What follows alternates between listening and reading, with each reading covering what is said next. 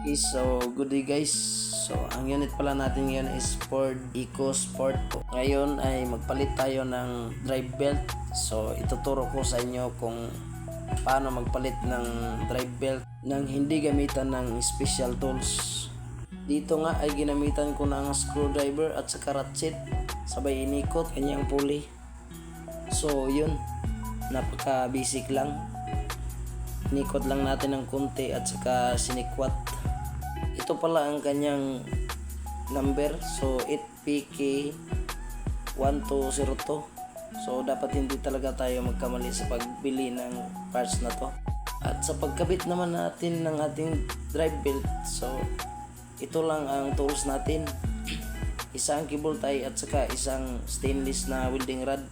So in-improvise ko talaga to para sa drive belt na to, kasi ito yung helper natin. Yung welding rod na in-improvise natin, so dito ko siya ikabit sa may butas na to. Bali ganyan ang kanyang forma. Pag ganitong sasakyan, wala ka talagang makikita na tensioner o adjustan. So malilito ka talaga kung ano ang dapat mong gawin. So hindi naman pwede tayo basta-basta magluwag ng anong bolt dyan, kasi baka disalign o makasira pa tayo. So nakapix na talaga ang kanyang belt.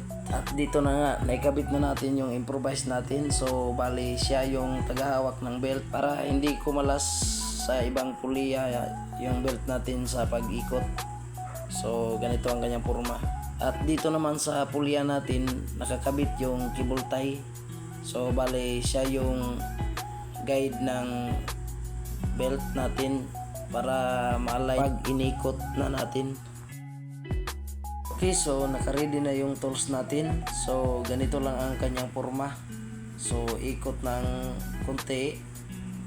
So di natin maiwasan na mag-trial and error tayo dito. So kailangan talaga natin pagpasidyahan hanggat pumasok. So ganun lang talaga.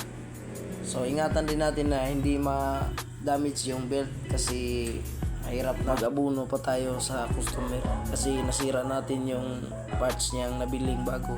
Okay, so ganun lang ang pagpalit ng drive belt. So salamat sa panonood and please support my channel. God bless all.